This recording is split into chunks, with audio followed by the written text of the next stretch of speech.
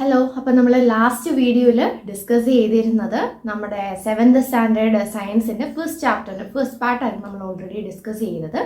ഇനി നമുക്ക് റിമൈനിങ് ഒരു പാർട്ടും കൂടെ നമുക്ക് ഡിസ്കസ് ചെയ്യാനായിട്ടുണ്ട്. അപ്പോൾ അതിലേക്ക് നമുക്ക് പോകാം. അപ്പോൾ ഇത് ജസ്റ്റ് ഒരു ബ്രീഫായിട്ടുള്ള ഡിസ്ക്രിപ്ഷൻ മാത്രമേ ഞാൻ പ്രൊവൈഡ് ചെയ്യുന്നുള്ളൂ. ലൈൻ ബൈ ലൈൻ ആയിട്ട് റീഡ് ചെയ്ത് അതിൻ്റെ എക്സ്പ്ലനേഷൻ വേണം എന്നാണ്, ക്വസ്റ്റ്യൻ ആൻസേഴ്സ് ഒക്കെ വേണം എന്നാണെങ്കിൽ നമ്മുടെ ട്യൂഷൻ ക്ലാസ്സിൽ ജോയിൻ ചെയ്യാം. ഓൾറെഡി ഞാൻ ലാസ്റ്റ് വീഡിയോയിൽ പറഞ്ഞിട്ടുണ്ടായിരുന്നു. ട്യൂഷൻ ക്ലാസ്സിലേക്ക് കോൺടാക്ട് ചെയ്യേണ്ട നമ്പർ ഞാൻ ഡിസ്ക്രിപ്ഷൻ ബോക്സിൽ കൊടുക്കാം കേട്ടോ. ഓക്കെ, അപ്പോൾ ഇനി അടുത്ത ആ ഒരു പാരഗ്രാഫിലേക്ക് പോകുമ്പോഴത്തേക്കിന് നമ്മുടെ നമ്മൾ ഇലക്ട്രിസിറ്റീനെ കുറിച്ച് പഠിച്ചിട്ടില്ലേ ലാസ്റ്റ് ക്ലാസ്സിൽ? സെൽ എന്താണ്, ബാറ്ററി എന്താണ്, വയർ, ബൾബ്, അങ്ങനെ കുറച്ച് കാര്യങ്ങൾ നമ്മൾ ഓൾറെഡി പഠിച്ചിട്ടുണ്ടായിരുന്നു 6th സ്റ്റാൻഡേർഡിൽ അല്ലേ. അപ്പോൾ അതിനെക്കുറിച്ച് തന്നെയാണ് ഈ ഒരു പാരഗ്രാഫിൽ പറയുന്നത്.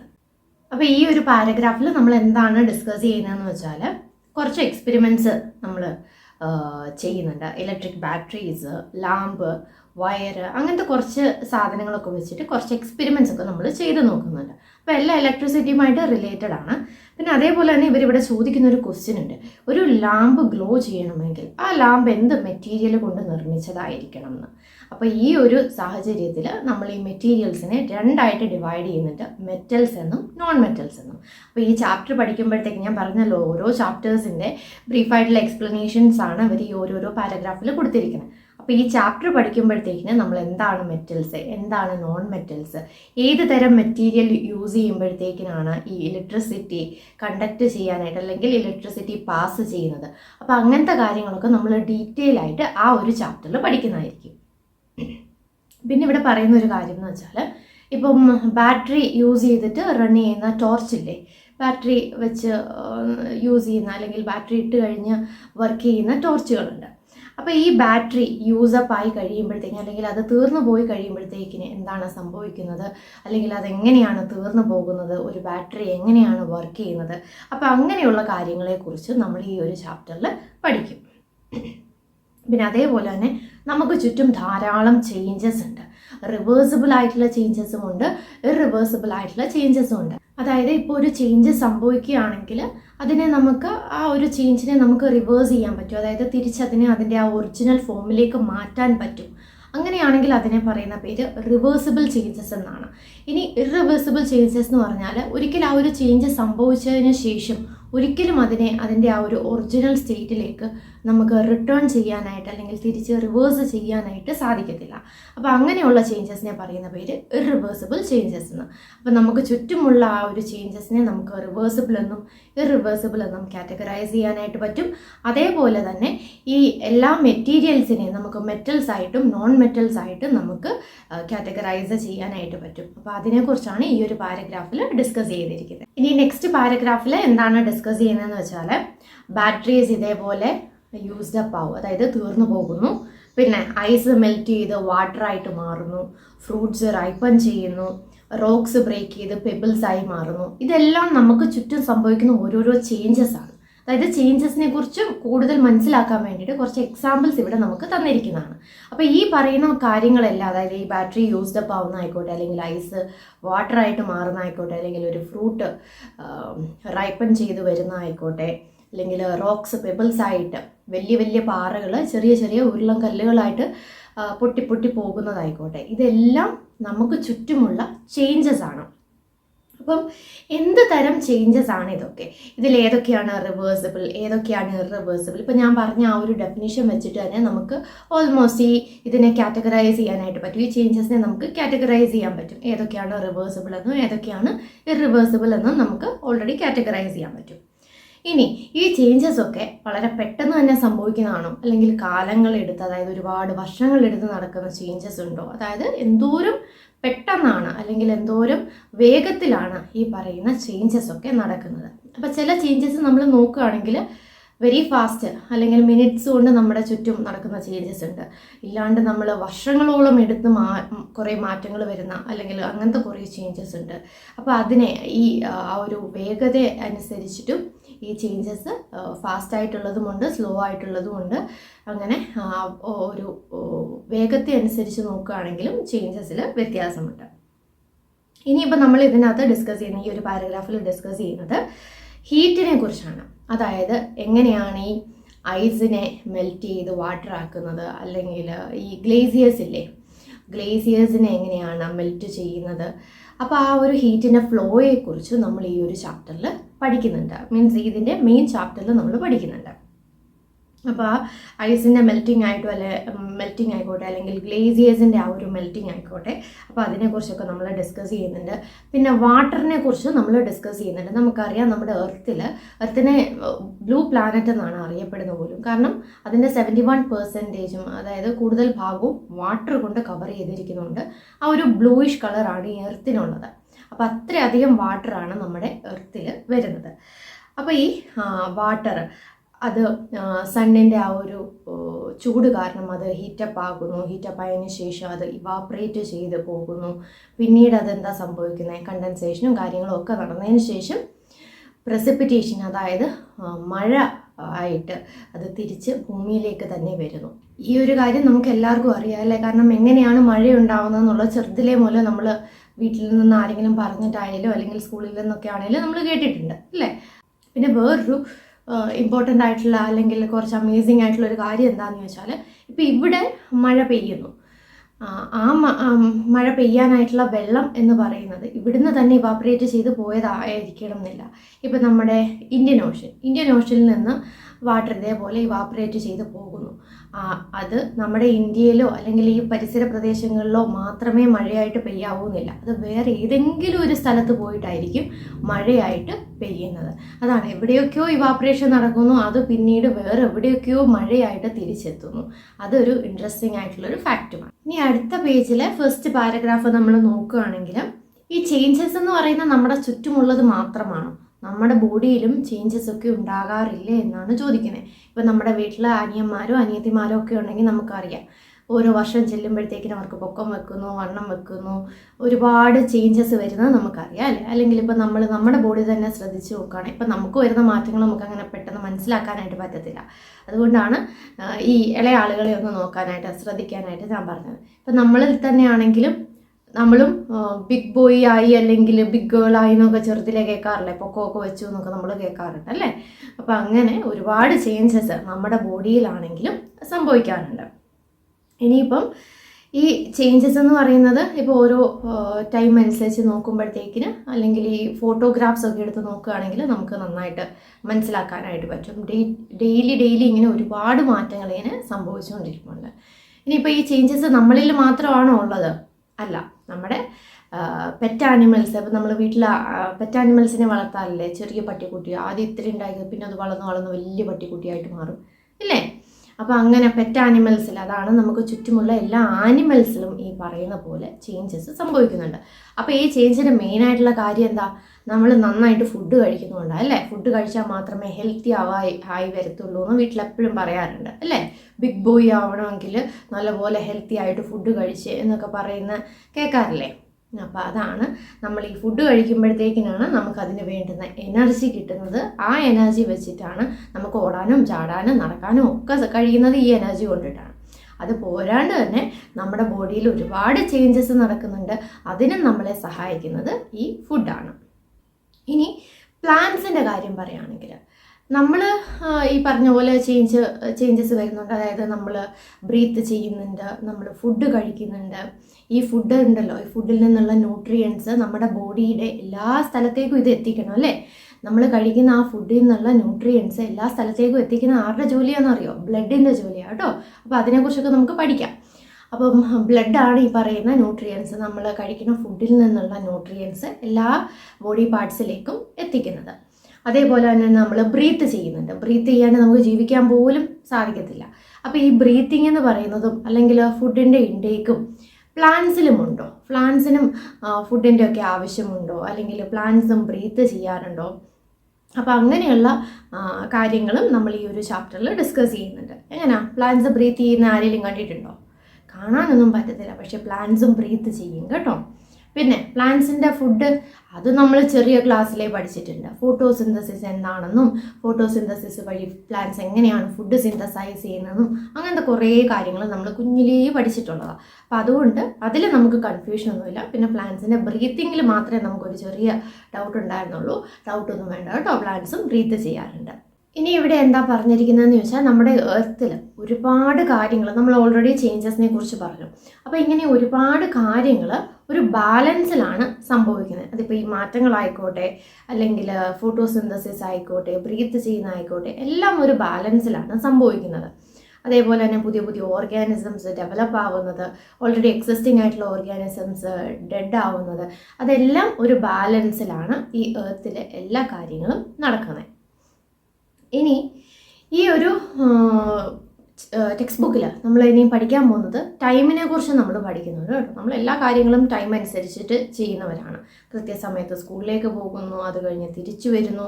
എങ്ങാനും ഒരു 5 മിനിറ്റ്സ് എങ്ങാനും സ്കൂൾ ബസ് ലേറ്റ് ആവുകയാണെങ്കിൽ പെട്ടെന്ന് നമുക്ക് വീട്ടിൽ നിന്നൊക്കെ വിളി വരത്തില്ലേ, എന്താണ് ലേറ്റ് ആയല്ലേ, ഡ്രൈവർ അങ്കിളിൽ വിളിയൊക്കെ വരാറില്ലേ, എന്ത് കാണുന്നില്ലല്ലോ, 5 മിനിറ്റ് വൈകിയല്ലോ അല്ലേ. എല്ലാം നമ്മൾ ടൈം നോക്കി ചെയ്യുന്ന ആളുകളാണ്. പിന്നെ രാവിലെ എഴുന്നേൽക്കുന്ന കാര്യം, 7 മണിയായി അല്ലെ 6 മണിയായി എഴുന്നേറ്റ് സ്കൂളിൽ പോകണം എന്നൊക്കെ പറഞ്ഞായിരിക്കും അമ്മമാർ വന്ന് നമ്മളെ വിളിക്കുന്നത് അല്ലേ. അപ്പോൾ അതാണ്, എല്ലാ കാര്യങ്ങളും നമ്മൾ കൃത്യതയോടെ ടൈം നോക്കിയാണ് ചെയ്യുന്നത്. അപ്പോൾ ആ ഒരു ടൈമിങ്ങിനെ കുറിച്ച് നമ്മൾ ഈ ഒരു ടെക്സ്റ്റ് ബുക്കിൽ പഠിക്കുന്നുണ്ട്. അടുത്ത പാരഗ്രാഫിൽ എന്താ നമ്മൾ പറയുന്നതെന്ന് വെച്ചാൽ, നമ്മൾ ധാരാളം വേയിലൂടെയാണ് ടൈം ചെക്ക് ചെയ്യുന്നത്. അതിപ്പം വാൾ ക്ലോക്സ് ഉണ്ട്, അല്ലെങ്കിൽ റിസ്റ്റ് വാച്ചസ് ഉണ്ട്, അല്ലെങ്കിൽ ഇപ്പം നമ്മൾ മൊബൈൽ ഫോൺ നോക്കിയിട്ടാണെങ്കിൽ പോലും സമയം നോക്കാറുണ്ട് അല്ലേ. ഇപ്പം ക്ലോക്കിലേക്കൊന്നും ആരും അങ്ങനെ ഇപ്പോൾ നോക്കാറില്ല. സമയം എത്രയായെന്ന് ചോദിച്ചാൽ പെട്ടെന്ന് ഫോൺ എടുത്തിട്ട് എത്രയാണ് ടൈം എന്നാണ് നമ്മൾ പറയാറ് അല്ലേ. അപ്പം ഇലക്ട്രിക്കൽ ക്ലോക്സ് ഉണ്ട്, അല്ലെങ്കിൽ ഡിജിറ്റൽ വാച്ചസ് ഉണ്ട്, ഈ പറഞ്ഞ പോലെ മൊബൈൽ ഫോൺസ് ഉണ്ട്. അങ്ങനെ പല രീതിയിലൂടെയാണ് നമ്മൾ ഈ ടൈം ചെക്ക് ചെയ്യുന്നത് അല്ലേ. പണ്ട് കാലത്താണെങ്കിലോ ഇതൊന്നും ഉണ്ടായിരുന്നില്ല. ആളുകൾ സണ്ണിൻ്റെ ആ ഒരു ഷാഡോ വെച്ചിട്ടായിരുന്നു കറക്റ്റ് 12 o'clock ആയി, അല്ലെങ്കിൽ ഏർലി മോർണിംഗ് ആണ്, അല്ലെങ്കിൽ 9 o'clock ആണ്, ഈവനിങ് 5 o'clock ആയി എന്നൊക്കെയുള്ളത് ആളുകൾ പറഞ്ഞുകൊണ്ടിരുന്നത് സണ്ണിൻ്റെ ഷാഡോ വെച്ചിട്ടായിരുന്നു. പക്ഷെ അത് എന്തുമാത്രം ആക്യുറേറ്റ് ആണെന്ന് പോലും നമുക്ക് അറിഞ്ഞുകൂടാ. കാരണം കൃത്യമായിട്ട് ഇപ്പം നമുക്കിപ്പം ഒരു ടൈം ചോദിക്കുകയാണെങ്കിൽ 4:36 എന്ന് അങ്ങനെ നമുക്ക് കറക്റ്റായിട്ട് പറയാനായിട്ട് പറ്റും. പക്ഷേ അവരോട് ചോദിച്ചാൽ അത്രയൊന്നും പറയാൻ പറ്റത്തില്ല. ഏകദേശം ഒരു എത്ര ടൈം ആയെന്ന് മാത്രമേ അവർക്കത് അതുകൊണ്ട് മനസ്സിലാക്കാനായിട്ട് സാധിക്കത്തുള്ളൂ. അപ്പോൾ അതാണ് പണ്ട് കാലത്തെ ആളുകൾ യൂസ് ചെയ്തിരുന്നത്. ഈ ഷാഡോ, അതായത് ഈ സണ്ണിനെയും അതിൻ്റെ ഷാഡോസിനെയും ഡിപ്പെൻഡ് ചെയ്തിട്ടായിരുന്നു ആളുകൾ ടൈം ചെക്ക് ചെയ്തിരുന്നത്. ഇന്നിപ്പം നമുക്ക് ഒരുപാട് കാര്യങ്ങളുണ്ട്. സമയം എത്ര ആയെന്നൊന്ന് ചോദിച്ചാൽ ഏത് വിധേന വേണേലും നമുക്കതൊന്ന് നോക്കി പറയാനായിട്ട് പറ്റും. അപ്പം അത്രയ്ക്ക് നമ്മൾ കാലം മാറിയിട്ടുണ്ട്, അല്ലെങ്കിൽ ഡെവലപ്മെൻറ്റ്സ് ഒക്കെ വന്നിട്ടുണ്ട്. അപ്പോൾ ആ ഒരു കാര്യം, ഈ ടൈം ചെക്ക് ചെയ്യുന്നതിനെ കുറിച്ച്, അതായത് പണ്ട് കാലത്ത് എങ്ങനെയായിരുന്നു ഇപ്പോഴെങ്ങനെയാണെന്നൊക്കെയുള്ള ആ ഒരു ചേഞ്ചിനെ കുറിച്ച് നമ്മൾ പഠിക്കുന്നുണ്ട്. പിന്നെ നമ്മളിവിടെ പഠിക്കുന്നത് എന്താണെന്ന് ചോദിച്ചാൽ ലൈറ്റിനെ കുറിച്ച് പഠിക്കുന്നുണ്ട്. ലൈറ്റ് കാരണം നമുക്കിപ്പോൾ ചുറ്റുമുള്ളതൊക്കെ നമുക്ക് കാണാനായിട്ട് സാധിക്കും. പിന്നെ ലൈറ്റ് എന്ന് പറഞ്ഞാൽ ഡേ ടൈമിൽ നോക്കുകയാണെങ്കിൽ സണ്ണുണ്ട്, സൺലൈറ്റിൻ്റെ ആ ഒരു പ്രകാശത്തിൽ നമുക്കെല്ലാം കാണാനായിട്ട് പറ്റും. അല്ലാണ്ട് ഡേ ടൈമിൽ എക്സ്ട്രാ ഒരു സോഴ്സ് ഓഫ് ലൈറ്റിൻ്റെ ആവശ്യം നമുക്ക് അങ്ങനെ വരുന്നില്ല. അല്ലെങ്കിൽ എന്തെങ്കിലും ഡാർക്ക് റൂംസോ അല്ലെങ്കിൽ എന്തെങ്കിലും വലിയ വലിയ ബിൽഡിങ്സിൻ്റെ ഉള്ളിലൊക്കെ ആയി കഴിയുമ്പോഴാണ് പിന്നെയും നമുക്ക് ഒരു എക്സ്ട്രാ സോഴ്സ് ഓഫ് ലൈറ്റ് വേണ്ടത്. നമ്മൾ പല രീതിയിൽ ലൈറ്റ് ഉണ്ട്. ഇപ്പം ഈ പറയുന്ന ട്യൂബ് ലൈറ്റ്സ് ആയിക്കോട്ടെ, അല്ലെങ്കിൽ നോർമലുള്ള ലൈറ്റ് ആയിക്കോട്ടെ, പല രീതിയിൽ നമുക്ക് ഈ ലൈറ്റിനെ ജനറേറ്റ് ചെയ്യാനായിട്ട് സാധിക്കും. അപ്പോൾ ഡേ ടൈമിൽ ഇപ്പോൾ നമുക്ക് ബുക്ക് റീഡ് ചെയ്യണമെങ്കിൽ ഈ പറഞ്ഞ പോലെ സണ്ണിൻ്റെ ഹെൽപ്പ് മാത്രം മതി, അല്ലെങ്കിൽ സൺലൈറ്റ് മാത്രം മതി. പണ്ട് കാലത്ത് ഈ നൈറ്റൊക്കെ ആയി കഴിയുമ്പോഴത്തേക്കിന് ആളുകൾ വിളക്കൊക്കെ കത്തിച്ച് വെച്ചിരുന്നിട്ട് ലൈറ്റിന് വേണ്ടിയിട്ടേ വിളക്കൊക്കെ കത്തിച്ച് വെച്ചിരിക്കുന്നത് നമ്മൾ കേട്ടിട്ടുണ്ട്. പക്ഷെ ഇപ്പോൾ അതൊന്നും ആവശ്യമില്ല അല്ലേ. ഒന്ന് ഈവനിങ് ആകുമ്പോഴത്തേക്കിന് തന്നെ നമ്മൾ സ്വിച്ച് ഓൺ ആക്കുന്നു, ഫുൾ ലൈറ്റ്സ് ആകുന്നു. പിന്നെ നമുക്ക് റീഡ് ചെയ്യണോ, എന്തൊക്കെ കാര്യങ്ങൾ ചെയ്യണോ, അതായത് ഡേ ടൈമിൽ ചെയ്യുന്ന പോലെ തന്നെ ഒരു റെസ്ട്രിക്ഷൻസും ഇല്ലാണ്ട് അത്രയ്ക്ക് ലൈറ്റ് ഉണ്ട്. ആ ഒരു രീതിയിൽ തന്നെ നമുക്ക് കാര്യങ്ങൾ ചെയ്യാനായിട്ട് പറ്റും. അപ്പോൾ അങ്ങനെ ലൈറ്റിനെ കുറിച്ച് നമ്മൾ ഈ ഒരു ടെക്സ്റ്റ് ബുക്കിൽ പഠിക്കുന്നുണ്ട്. പിന്നെ ലൈറ്റിനെ കുറിച്ച് പറയുകയാണെങ്കിൽ ഒരുപാട് ഇൻഡെപ്തായിട്ട് നമുക്ക് പഠിക്കാനായിട്ടുണ്ട്. നമുക്ക് ചുറ്റുമുള്ള ഈ ഒരു ലൈറ്റ്, അല്ലെങ്കിൽ നമ്മുടെ വീടും പരിസരത്തിലും ഒക്കെ മാത്രം വരുന്ന ആ ലൈറ്റ് അല്ലാണ്ട് അതിനും അപ്പുറം നമുക്ക് ലൈറ്റിനെ കുറിച്ച് ഒരുപാട് കാര്യങ്ങൾ പഠിക്കാനുണ്ട്. പക്ഷെ അതൊന്നും ഇപ്പോഴേ പഠിപ്പിക്കണില്ല. അതൊക്കെ നമുക്ക് വലിയ ക്ലാസ് ആയിട്ട് പഠിക്കാം കേട്ടോ. ഇപ്പം നമുക്ക് കുഞ്ഞു കുഞ്ഞു കാര്യങ്ങൾ ലൈറ്റിനെ കുറിച്ച്, അല്ലെങ്കിൽ ലൈറ്റിലുള്ള കാര്യങ്ങൾ, റിഫ്ലക്ഷൻ, അങ്ങനത്തെ കുറച്ച് കാര്യങ്ങൾ മാത്രമേ നമ്മളിപ്പോൾ പഠിക്കുന്നുള്ളൂ കേട്ടോ. നെക്സ്റ്റ് പാരഗ്രാഫിൽ എന്താ പറയുന്നതെന്ന് വെച്ചാൽ, നമ്മൾ ഓൾറെഡി പ്രീവിയസ് പാരഗ്രാഫിൽ പറഞ്ഞില്ലേ, സണ്ണിന് ഷാഡോ ക്രിയേറ്റ് ചെയ്യാനായിട്ട്, അല്ലെങ്കിൽ ഷാഡോ കാസ്റ്റ് ചെയ്യാനായിട്ട് സാധിക്കും. ഇതേപോലെ തന്നെ എർത്തിനും മൂണിനും ഷാഡോസ് കാസ്റ്റ് ചെയ്യാനായിട്ട് സാധിക്കും. അപ്പോൾ അതാണ് നമ്മൾ ഈ ഒരു പാരഗ്രാഫിൽ പറയുന്നത്. അപ്പോൾ അങ്ങനെ ആ ഒരു ഷാഡോ ക്രിയേറ്റ് ചെയ്യുന്നതിനെ പറയുന്ന പേരാണ് എക്ലിപ്സസ് എന്ന്. ഗ്രഹണം എന്ന് നമ്മൾ കേട്ടിട്ടില്ലേ? സോളാർ എക്ലിപ്സ് ഉണ്ട്, അങ്ങനെ ലൂണാർ എക്ലിപ്സ് ഉണ്ട്, പലതരം എക്ലിപ്സസ് ഉണ്ട്. അപ്പം ഈ ഗ്രഹണം എന്നാണ് അതിൻ്റെ ആ ഒരു കറക്റ്റായിട്ടുള്ള പ്രോപ്പറായിട്ടുള്ള മലയാളം വേർഡ് വരുന്നത്. എന്തിനാണ് ഞാൻ ഇപ്പോൾ ഈ മലയാളം വേർഡ് പറഞ്ഞു തന്നിരിക്കുന്നത് വെച്ചാൽ, നമ്മൾ നോർമലി വീട്ടിലൊക്കെ യൂസ് ചെയ്യുമ്പം അല്ലെങ്കിൽ വാർത്താ ചാനലുകളിലാണെങ്കിൽ പോലും ഈ ഗ്രഹണം എന്നുള്ള വാക്ക് നമ്മൾ കേൾക്കാറുണ്ട്. അപ്പോൾ ആ ഒരു കാര്യങ്ങൾ രണ്ടും കൂടെ ഒന്ന് കോറിലേറ്റ് ചെയ്ത്, അപ്പോൾ അത് പറയുമ്പോഴത്തേക്കും ഓക്കെ എക്ലിപ്സിനെ കുറിച്ചാണല്ലോ ഇവിടെ സംസാരിക്കുന്നതെന്ന് മനസ്സിലാക്കാൻ വേണ്ടിയിട്ടാണ് കേട്ടോ ടീച്ചർ അതിൻ്റെ മലയാളം പറഞ്ഞു തന്നതേ. അപ്പം ഈ എർത്തും മൂണും ഒക്കെ ഷാഡോസ് കാസ്റ്റ് ചെയ്യാറുണ്ട്. എർത്തിൻ്റെ കാര്യം നമുക്കറിയാം. എർത്ത് സ്വയം ഒന്ന് റൊട്ടേറ്റ് ചെയ്യും, അതേപോലെ തന്നെ സൂര്യന് ചുറ്റും ഒന്ന് കറങ്ങും അല്ലേ? തന്നെത്താനെ ഒന്ന് കറങ്ങുന്നതുകൊണ്ട് സൂര്യന് ചുറ്റും ഇങ്ങനെ കറങ്ങിക്കൊണ്ടേ ഇരിക്കുകയാണ്. ഇതേപോലെ തന്നെയാണ് നമ്മുടെ നാച്ചുറൽ സാറ്റലൈറ്റ് ആയിട്ടുള്ള മൂണ് എർത്തിന് ചുറ്റും ഇങ്ങനെ കറങ്ങുന്നുണ്ട്. അപ്പോൾ ഈ സണ്ണും മൂണും അതേപോലെ തന്നെ എർത്തും ഒക്കെ ഒരു അലൈൻമെൻറ്റിലൊക്കെ വരുമ്പോഴാണ് ഈ പറയുന്ന എക്ലിപ്സസ് ഒക്കെ സംഭവിക്കുന്നത്. അപ്പോൾ അതിനെക്കുറിച്ച് ഡീറ്റെയിൽ ആയിട്ട് നമുക്ക് ഈ ടെക്സ്റ്റ് ബുക്കിൽ പഠിക്കാം കേട്ടോ. അപ്പോൾ ഇപ്പോൾ ഇത്ര അറിഞ്ഞിരുന്നാൽ മതി. എർത്തും മൂണും ഒക്കെ ഈ സണ്ണിനെ പോലെ തന്നെ ഷാഡോസ് കാസ്റ്റ് ചെയ്യും. അതിനെ പറയുന്ന അല്ലെങ്കിൽ ആ ഒരു പ്രതിഭാസത്തെ, ആ ഒരു ഫിനോമിനനെ പറയുന്ന പേരാണ് എക്ലിപ്സസ് എന്നുള്ളത്. അപ്പം ഈ മൂമെൻറ്റ്സ്, എർത്തിൻ്റെ ഈ ഒരു മൂമെൻറ്റ് കാരണമാണ് നമുക്ക് സൺ റൈസ് ചെയ്യുന്ന പോലെയും സൺ സെറ്റ് ചെയ്യുന്ന പോലെയും തോന്നുന്നത്. സൺ എപ്പോഴും അങ്ങനെ തന്നെയാണ്. സൺ അവിടുന്ന് പൊസിഷനൊന്നും മാറുന്നില്ല. ശരിക്കും പറഞ്ഞാൽ നമ്മുടെ എർത്താണ് പൊസിഷൻ മാറുന്നത്, അല്ലാണ്ട് സൺ ആ ഒരു പൊസിഷനിൽ തന്നെ നിൽക്കുകയാണ്. പക്ഷെ ചെറുതിലായിരുന്നപ്പോൾ നമുക്ക് എങ്ങനെയാണ് പറഞ്ഞു തന്നിരുന്നത്? സൂര്യൻ ഉദിച്ചു അല്ലെങ്കിൽ സൂര്യൻ അസ്തമിച്ചു അങ്ങനെയാണ്. പക്ഷേ ശരിക്കും ആ ഒരു സൺസെറ്റ് അല്ലെ സൺറൈസ് എന്ന് പറയുന്ന കാര്യം ഉണ്ടാവുന്നത് എന്തുകൊണ്ടാണ്? നമ്മുടെ എർത്ത് കറങ്ങുന്നതുകൊണ്ട് അങ്ങനെ ഒരു കാര്യം ഉണ്ടാവുന്നതാണ്. അല്ലാണ്ട് സണ്ണായിട്ട് എങ്ങോട്ടേക്കും പോകുന്നുമില്ല, എങ്ങോട്ടേക്കും വരുന്നുമില്ല.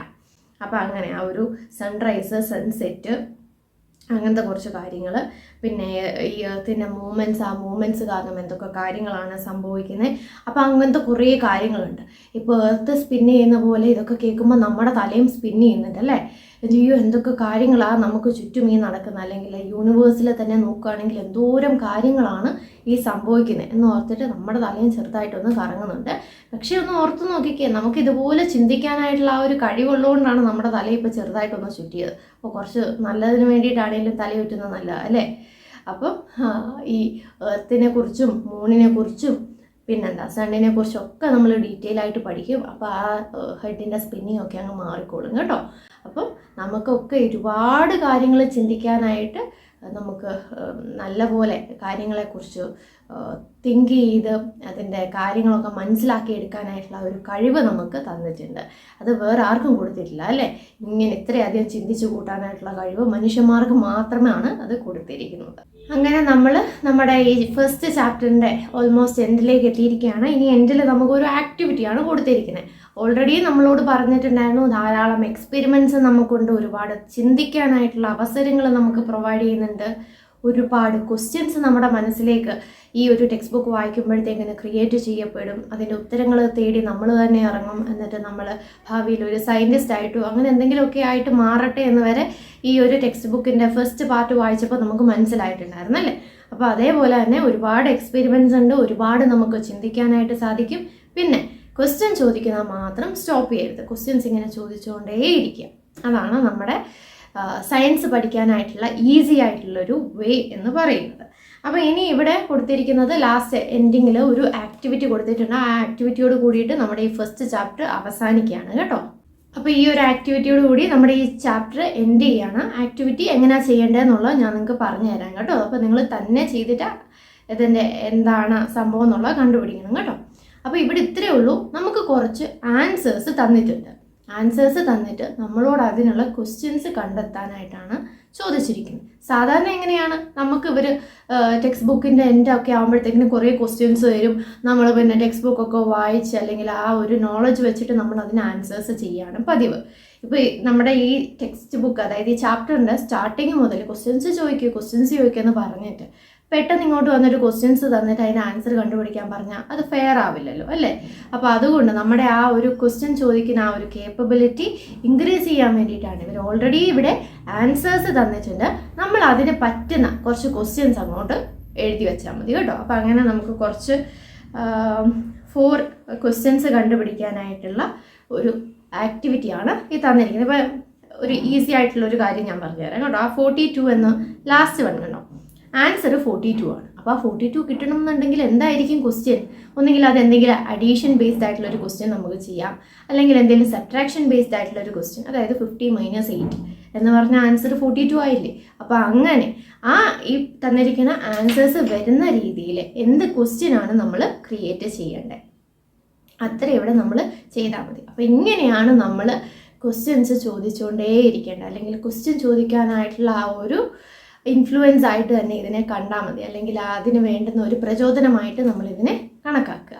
ഓക്കെ, അപ്പോൾ ഈ ചാപ്റ്റർ എല്ലാവർക്കും മനസ്സിലായോ? ഫസ്റ്റ് ചാപ്റ്റർ ഞാൻ പറഞ്ഞല്ലോ, നമുക്കൊന്നും പഠിക്കാനായിട്ടില്ല. എല്ലാ ചാപ്റ്റേഴ്സിനെ കുറിച്ചുള്ള ഒരു ബ്രീഫ് എക്സ്പ്ലനേഷൻ മാത്രമാണ് ഈ ഒരു ചാപ്റ്ററിൽ തന്നിരിക്കുന്നത്.